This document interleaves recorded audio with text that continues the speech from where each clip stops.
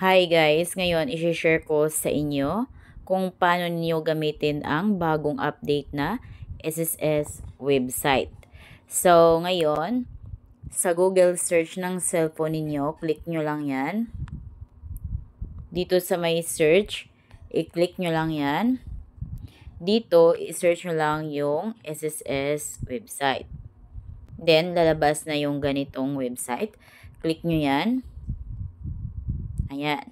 Then, dito, click nyo lang tong my.sss. So, dito, makikita nyo na bagong-bago na ang ating interface ng ating SSS website. So, dito, makikita nyo sa baba yung mga gusto nyo pang malaman about kay SSS. Ayan. So, basahin nyo yung mga information na andyan. Ayan, so marami kayong pwedeng matutunan dito about kay SSS. So, balik tayo dito sa create my.sss. So, click natin yan para makapag-login na tayo. Kung kayo ay kukuha ng SSS number online, so dito yung i-click ninyo. Then, kung alamin nyo yung estimation ng inyong pension, dito, pension calculator. At para ma-download nyo yung bagong SSS mobile app, so click nyo lang ito. Ngayon, balik tayo dito sa ating my.sss. Click natin yan. Then, dito kung wala pa kayong SSS account, click nyo lang itong create account.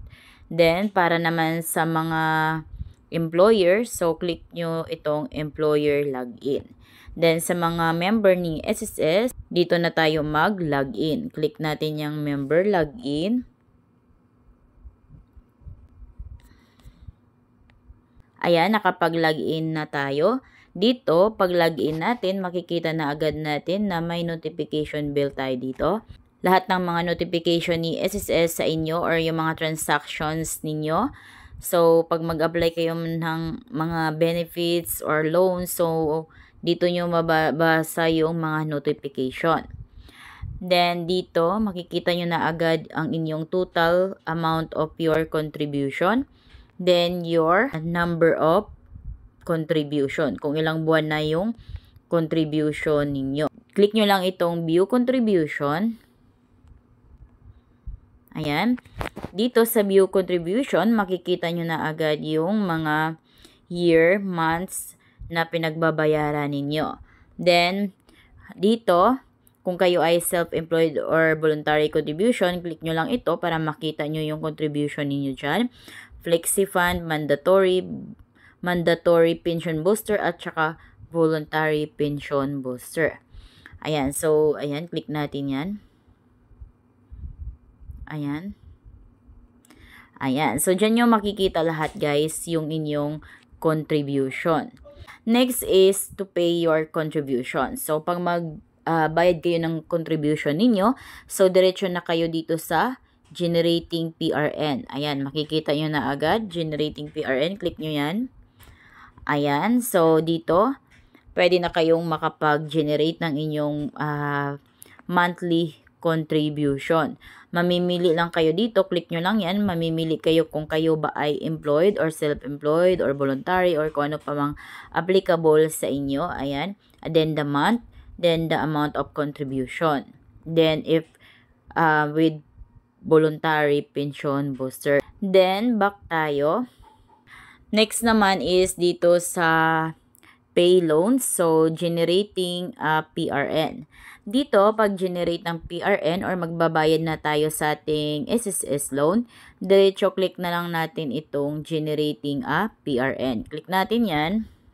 Ayan, then makikita na agad natin yung applicable month. So, dito, active loans without PRN for the month. Ayan.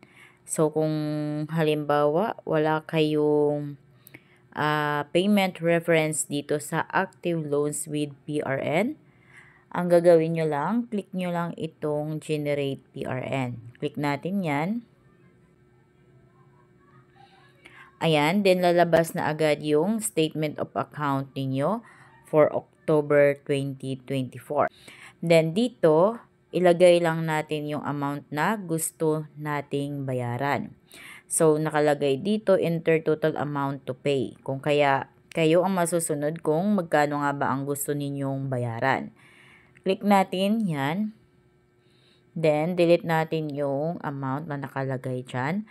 Palitan natin. So, halimbawa, 1,500 ang amount due natin or yung gusto nating bayaran. Ayan, nailagay na natin yung amount. Ngayon, scroll nyo lang pababa. Ayan, so makikita nyo dito yung submit request. Ayan, click natin yung submit request. Ayan, PRN successfully generated. Ayan, so pwede na tayong makapagbayad ngayon dahil may payment reference na tayo. Ngayon, click na natin tong view loan list. Ngayon, andito na yung payment reference na ginawa natin. Ito na yon. So, nasa active loans with PRN na siya. So, ngayon, ito na yung amount na kailanganin nating bayaran, 1,500 pesos. So, dito, pag i-check na natin yung SOA or Statement of Account natin, click natin tong SOA. Ayan.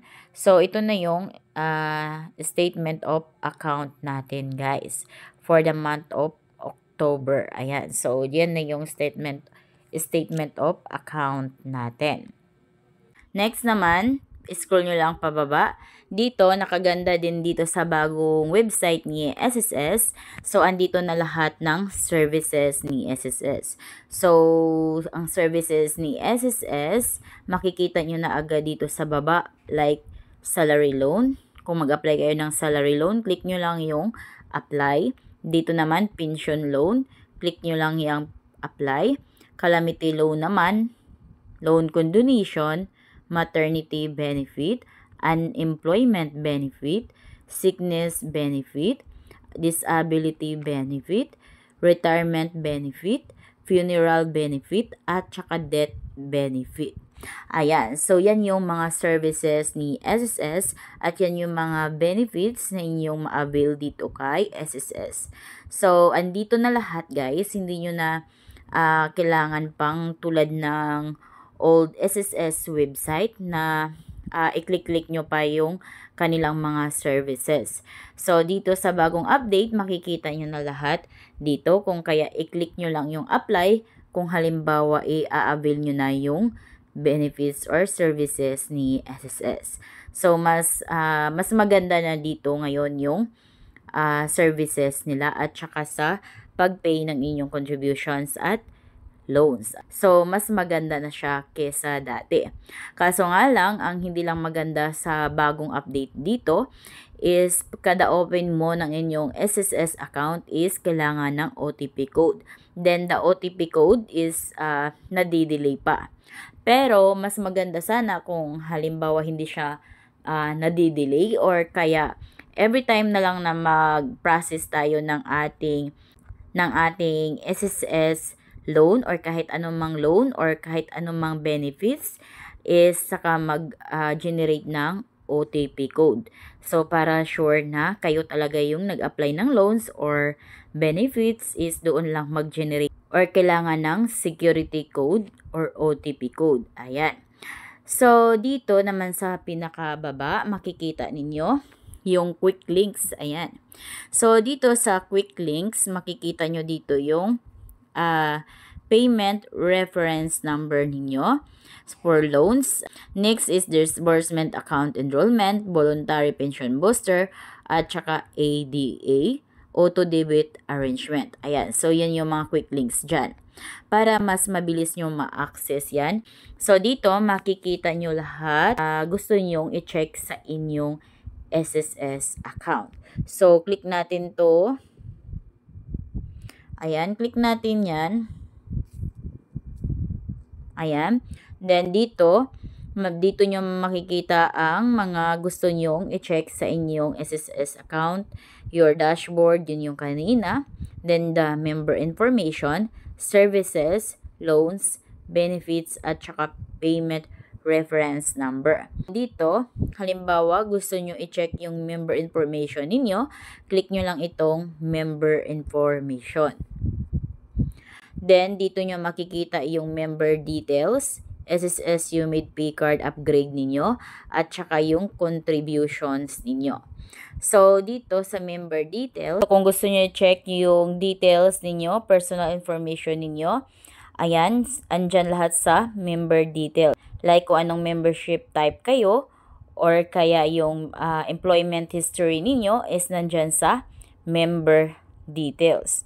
Then, dito naman SSS UMID pay card upgrade ninyo. Kung halimbawa kukuha kayo ng inyong SSS UMID ID, is dyan din kayo mag-process. Then, your contributions. Next, services. So, yung kanina, nakikita natin, yung services ni SSS. So, dito makikita nyo din dyan yung mga services pa ni SSS, katulad ng disbursement account, benefit redisbursement, auto debit arrangement, voluntary pension booster, RTC or CPO reference number enquiry. Then, dito naman sa loans, click natin yung loans.